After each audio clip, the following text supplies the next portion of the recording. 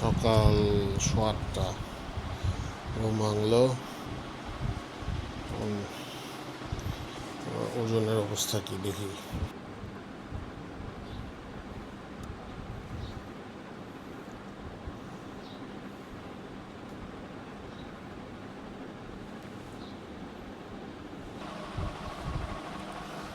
Good. ওজন 101 কেজিতে আছে।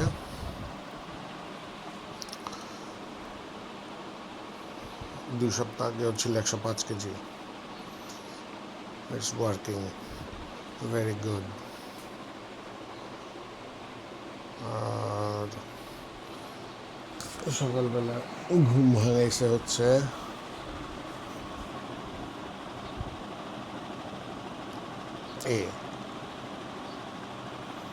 দাঁড়া, তুই কই যাচ্ছিস? এই যে সকালবেলা ঘুম ভাঙাইছে এই মেয়ে।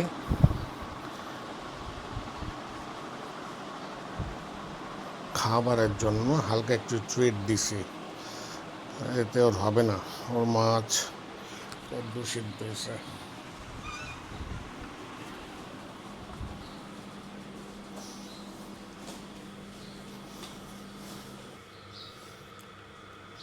গুড।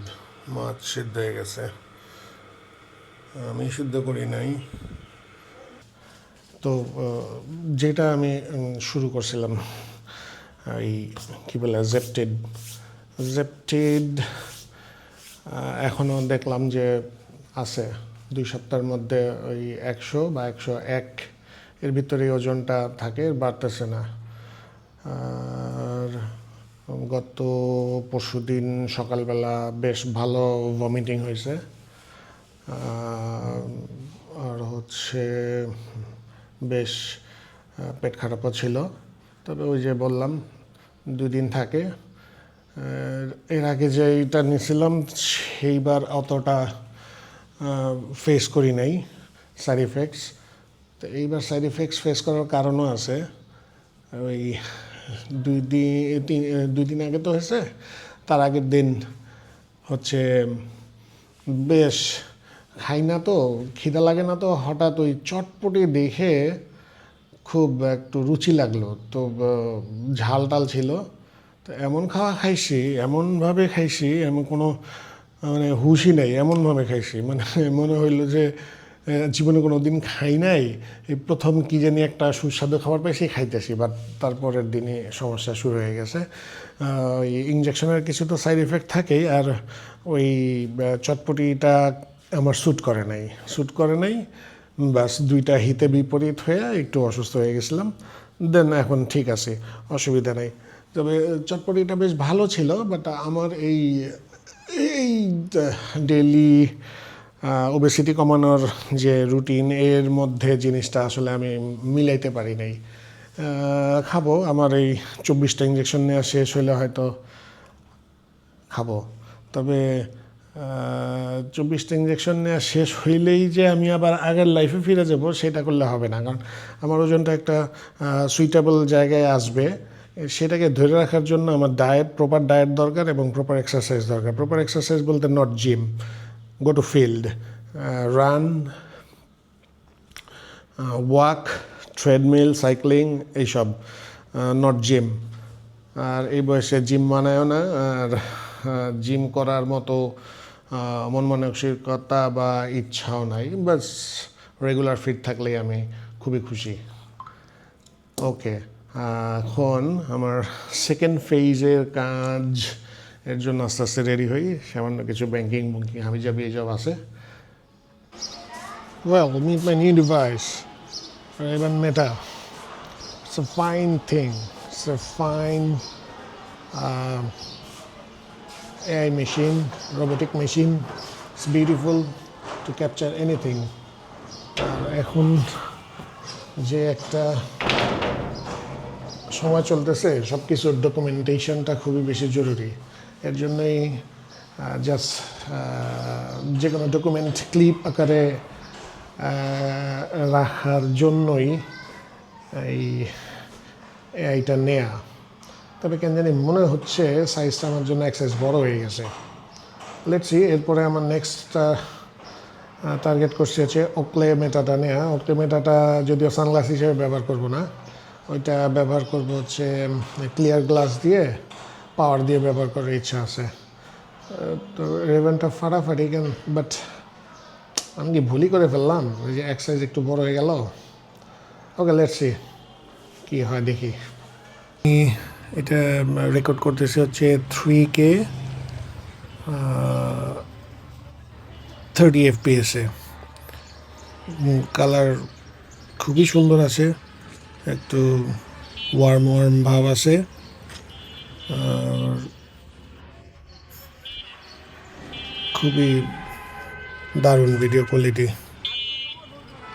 আর সবচেয়ে বড় জিনিস যেটা হচ্ছে এটা চোখের সাথে লেগে থাকে, খুব একটা ক্যারি করা নিয়ে খুব একটা ঝামেলা নাই।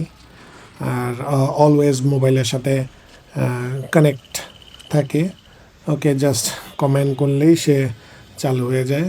যেমন এটা এর বক্স থেকে বের করার পরে চোখে পড়ার সাথে সাথেই শুধু বললেই হয় যে হে মেটা, তারপরে আমি ওকে যা কমেন্ট করব সে সেটাই করতে থাকে। তো এটা আমার জন্য আসলে খুবই ফাইন একটা হ্যান্ডি জিনিস, দারুণ জিনিস। যে কোনো ধরনের ডকুমেন্টেশন, যে কোনো ধরনের ছবি, তো আস্তে আস্তে বয়স হচ্ছে, অনেক কিছু ভুলে যাই। তো এর জন্য এই জিনিসটা, সেই সব জিনিস চিন্তা করেই আর কি নেয়া। মূল কথা হচ্ছে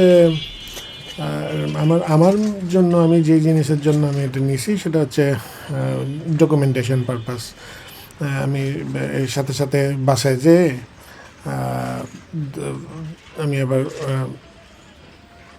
শুনি যে কোথায় শুনি বা দেখি কোথায় কী করলাম, কাকে কী কথা দিলাম, নেক্সট কাজ কার সাথে কী আছে না আছে। কারণ ডকুমেন্টেশন না থাকলে খুব সমস্যা হয়। দেখা যায় যে কাউকে কোনো কাজ দিছি, সে করে নাই, বাট আমাকে অন্য কিছু বুঝাই দিল যে আমি তো বলি নাই, বা এই জাতীয় কিছু একটা। আর সেফটি সিকিউরিটির জন্যও বেস্ট। আর রাস্তাঘাটের ইদানিংয়ের যেসব ছেলে পেলে, মানে কী বলবো, এগুলা তো মানে ভদ্র ছেলে যেগুলো, সেগুলো তো ভদ্র আছে, আর যেগুলা মানে কথা শুনে না, সেগুলার জন্য এই ডকুমেন্টেশন খুবই লাগে। যাই হোক, চলে আসছে হচ্ছে এই সীমান্ত গ্রন্থাগার যাবো। একটু প্রথমে বাসায় যাব। আমার আজকে ডাক্তারের কাছে অ্যাপয়েন্টমেন্ট আছে, জানি না, আমার ছোটো বোনের সাথে যাওয়ার কথা, গিয়ে দেখি বাসায় আসে কি না। আর হচ্ছে বাসায় টুকটাক কিছু কাজ ছিল, সে যেমন জেনারেটারের নতুন বাসা, যেহেতু জেনারেটারের কানেকশনগুলা সবগুলা ঠিকমতো কাজ করলেও, এখন যেহেতু মানুষ থাকা শুরু করছে টুকটাক, তো এগুলা বেরোবেই। বেরো গেলাম, আম্মা নাই বাসায়, আম্মা ছোটো বোন চলে গেছে ডাক্তার দেখাইতে, ফিরে আসুক। আর রোজা রমজানের দিন কিছু করারও নাই। চা তো খাওয়ার প্রশ্নই আসে না, চাটা আমার ভীষণ বাজে একটা নেশা। আমার 2-3 বেলা চা খাইতেই হবে। এই আমার কি বলে, এই আমার এই ইনজেকশন চলার পরেও বা ডায়েটিংয়ে থাকার পরেও চা আমার লাগবে, রং চা হইলেও আমার খাইতে হবে। দুধ চাটা মোটামুটি কমাই দিছি, কিন্তু রং চা ছাড়া অসম্ভব একটা ব্যাপার।